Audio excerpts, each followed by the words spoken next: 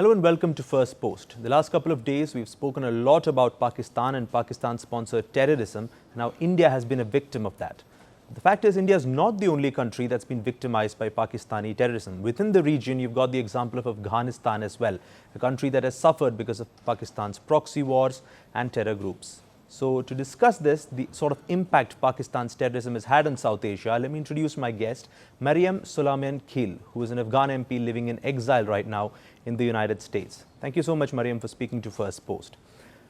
Let's talk about what the Indian Defence Minister said yesterday. He said that the Pakistani nuclear program does not deserve to be in the hands of a rogue country and therefore should be put under control and supervision of the United Nations and its atomic agency.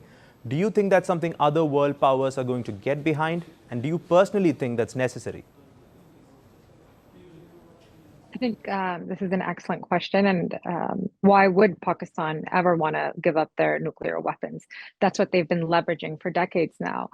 We even saw last week that whenever things got a little bit difficult, the first thing that they said was they wanted to annihilate the entire world, start an entire nuclear war. And they've been still saying that.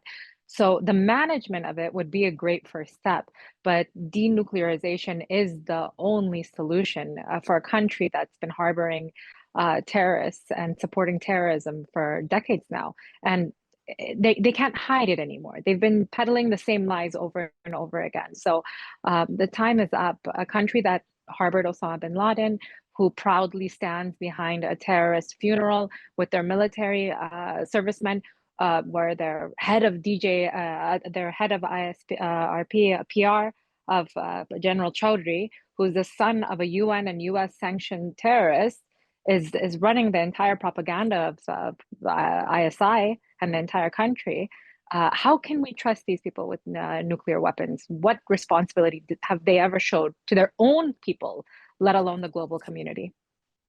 Now, the West is very quick to ask other countries to denuclearize, whether it's North Korea or Iran, and they say these are rogue countries, they shouldn't have a nuclear weapon. But why are they reluctant to say the same thing to Pakistan? Is it a hangover of the Cold War and the ties that existed during that time? Is it because of a cozy relationship that these Western capitals enjoy with the generals? What is the reason for that reluctance? I think it's exactly what you said. I think it's legacy left over from the Cold War. They thought that they could control this monster that they created, and they failed, and they're watching it fail. So it's an outdated policy, and now the world is changing and times are shifting, but it is remnants of the Cold War. India has also said that the next act of terror from Pakistan will be seen as an act of war.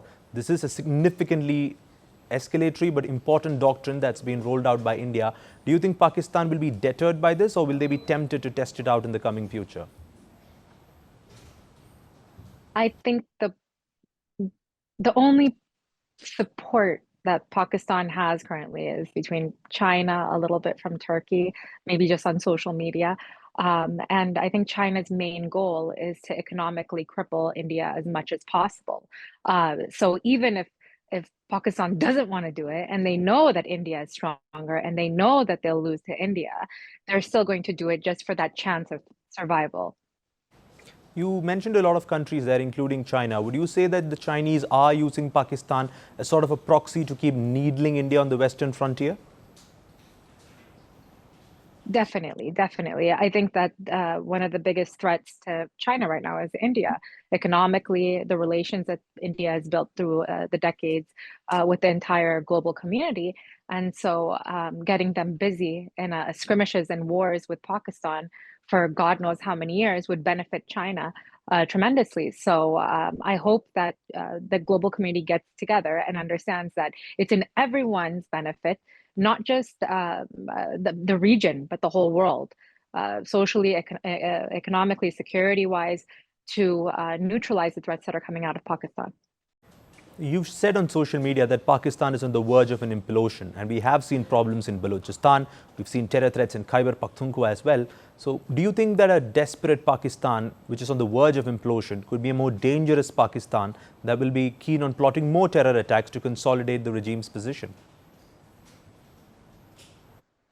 Pakistan they've been ruling over their people through fear since their creation. So thinking that they had any way to survive is being naive. And the threats coming towards Afghanistan has been there since 1947, 1948. It's not going to stop. The worst case scenario has already happened. 21 million women right now are not seen as equal human beings in Afghanistan. And why? It's because of Pakistan. It's because of the 60,000 madrasas that exist within those borders. The Baluch people, a peaceful protester like Dr. Mahrang Baluch or Ali Wazir, who was a member of Pakistan's so-called parliament, they're both arrested and imprisoned under horrendous conditions, but people like Osama bin Laden are protected. So that worst case scenario, we've already lived through it. We're already living through it right now, and it's outdated. The risks, they're there, but the rewards are much greater. I don't think that we're going to see any benefit in being even a little lenient towards Pakistan anymore.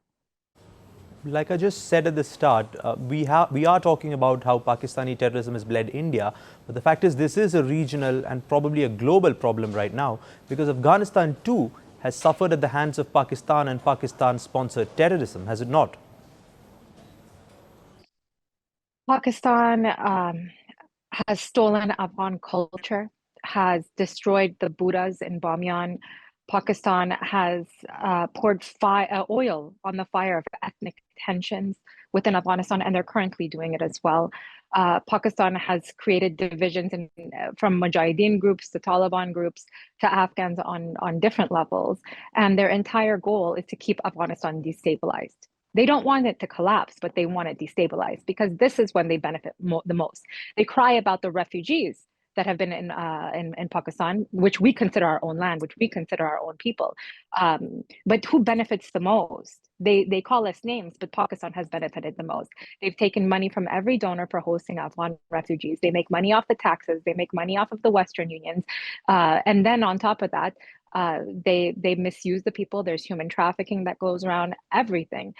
And now, at this dark age, we're seeing not just women being oppressed, 21 million women being oppressed, but also men. Freedom of press, freedom of speech, that doesn't exist anymore.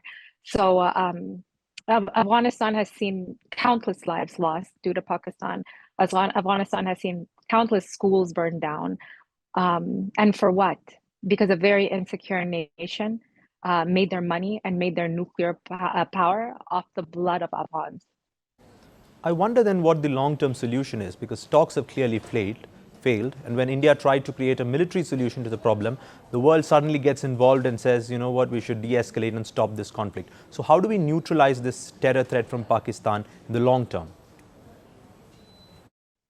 I think that the United States, the British, the French, I think the entire Arab world will see that if they keep feeding this monster, it's going to bite them. They've created it, and now it's going to bite them. They're like a child throwing a tantrum that if you do anything to us, we're going to use our nuclear weapons on you. So one day they will. One day they will. So if we do not solve this problem rather quickly, the global repercussions, we're not going to be able to help anything at that point. It'll be too late by then. Right. Finally, just a word on how you would like to see South Asia handle this. There are certain realities we cannot circumvent. For example, we've seen the Indian Foreign Minister speak to the Taliban in Afghanistan to try and create a united front against Pakistan effectively. Do you support such an approach, or do you think it should be rooted more in the values of South Asia? I think the values integrity is what we need to stick with, no matter what. At the end of the day, who created the Taliban? It is Pakistan. And to believe that they're today your friend, that's fine, but this is politics. Tomorrow, something else will happen. And Taliban are also desperate to stay in power. The whole goal is power right now. So to find people in this new age where integrity means everything, when honesty means everything, we're living in an age of digitalization. We cannot hide the truth anymore.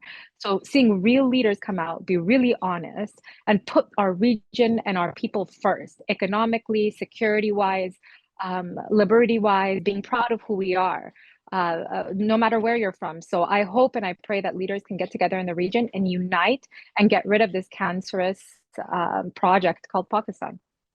best there. The fact is Pakistan isn't just a threat for India, it's a threat for South Asia and it's a threat for the entire world if things get out of hand, and can only hope that the Western world especially realizes how big a threat Pakistan is and decide to act against them. Thank you so much, Mariam, for speaking to First Post. Thank you. Thank you. Thank you for having me.